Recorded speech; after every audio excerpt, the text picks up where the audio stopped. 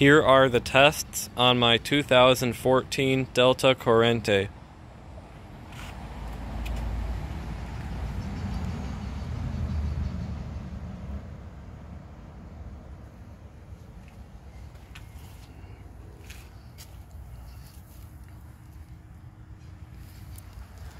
So as you can see, this is obviously not the original tank. The original one is over here because I could not set it up. This is the flush valve, the original one. It's got this extra height increase, and I tried stuffing this in the overflow to make it stop leaking, but unfortunately that did not work. And then there's the tank right there, and I'm sure you guys know what that is. So anyway, I just installed a ProFlow Calhoun tank, and everything is set how it's supposed to be. So let's give this a flush and see how it does on tests.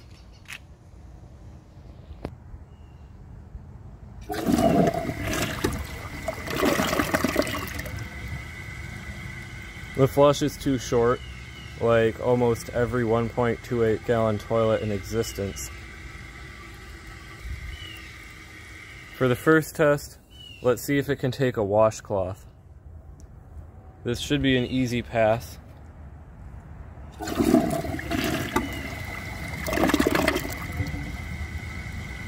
Did perfectly as expected.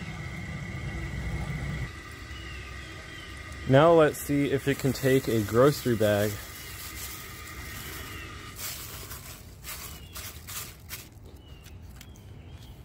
The flush is so short that I don't think it will go through all the way, but I believe it will get it past the opening.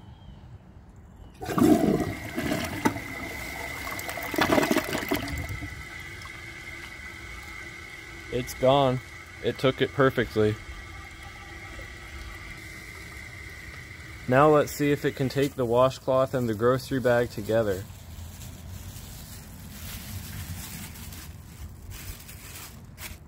I think it struggled on the bag alone just because of the low water usage, so I'm not expecting this to go anywhere.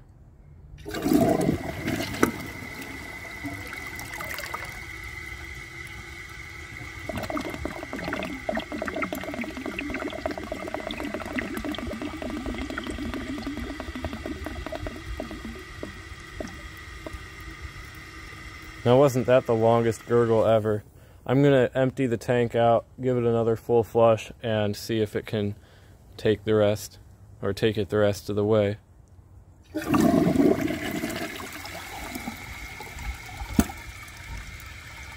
Man, that sure drains fast, but it looks like it's stuck.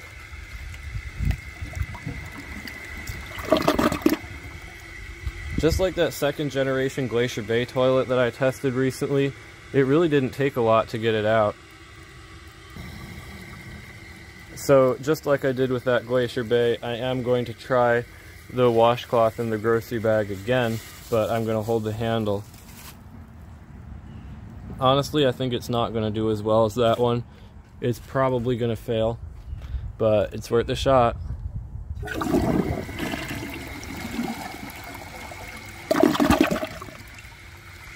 It took it. I'd say it didn't do quite as well. It took a little bit longer to go through than that Glacier Bay. I think with the handle held down on that one, it took it pretty much instantly, but this is not far behind. Now let's see if it can take a dish towel. I'm thinking it'll ball up right at the opening. That seems to be what most of them do.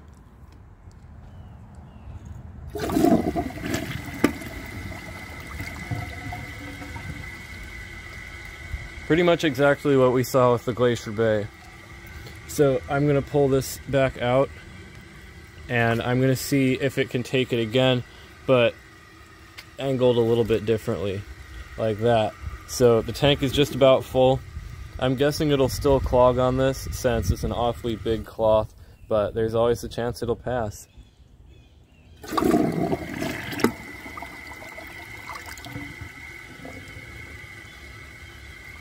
It got it past the opening. That's impressive, and it wasn't even angled more than my other toilets. With a design like this, it's elongated, so naturally everything's going to flow towards the middle, and then it's going to point down into the opening. So that's honestly a pretty even position for that cloth, and it still did clog, so I've got to finish that before I praise it too much. So I'm going to hold the handle and see what it can do.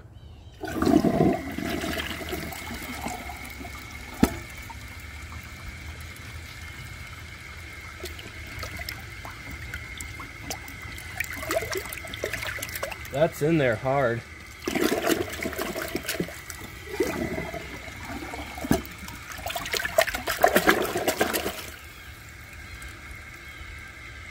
I can't feel it.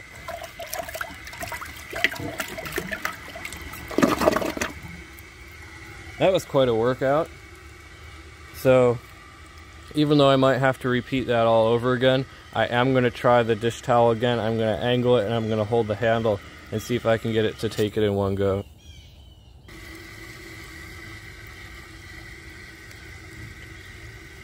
So as you can see, it's longer like this, so I'm going to put it in that position there with only a little bit of it in the trapway opening, and I'm going to hold the handle. I'm going to see what difference that makes.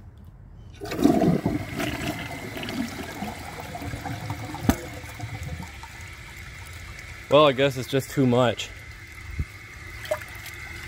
This toilet's not a bad performer at all, but every toilet's got its clogging points, and this one just happens to be lower than others, but not many others now that I think about it. It actually took more than most of the toilets I test, so good job on that, Delta, even though they failed in basically every other way. So for the next test, I am going to see how it flushes with a clogged siphon jet. This toilet does have some pretty big rim jets, but the siphon jet is also very large. I'm guessing that I will be able to make it siphon with an overfilled tank, but on just a press and release, it probably won't.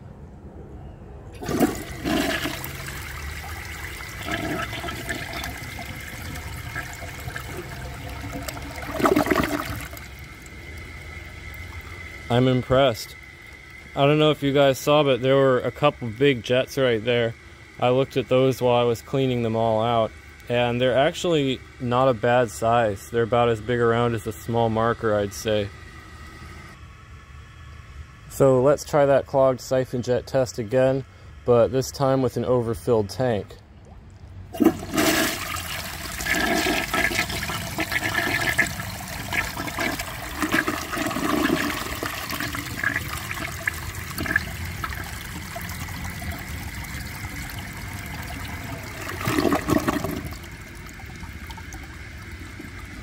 Just like the Glacier Bay, it double flushed. That was really cool. So for the next test, I am going to try dirt.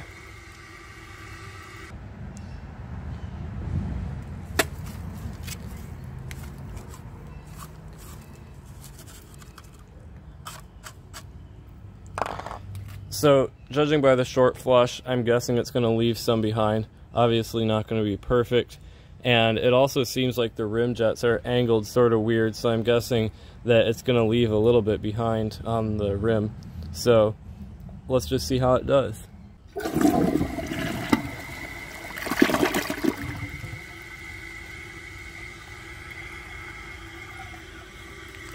So again, I'm noticing that it left all of this here, just like the Glacier Bay did.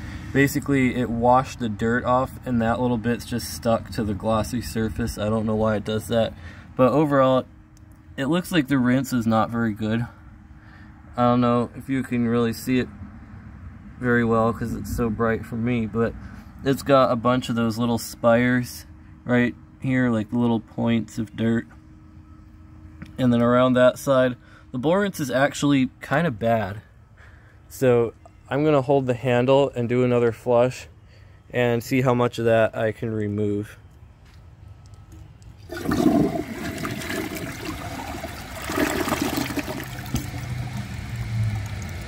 So that's probably how it will flush once I have it restored, assuming it removed at least some more of that dirt. Yeah, overall the rinse is not very good. It's just not really something to be proud of, but it cleaned the rest of the bowl pretty well. So I'd say that's still sellable, honestly. It's not the worst out there, it'll get the job done, but obviously it's very far from the best. So anyway, I would definitely say that the second generation Glacier Bay is better than this. It doesn't seem to be a bad performer. The rinse could use a lot of improvement, and also the bowl clearance, and that will be improved when I restore it. But anyway, if you enjoy my videos, please subscribe and turn on notifications. It helps my channel a lot and I really appreciate it. Thanks for watching, and see you guys in the next video.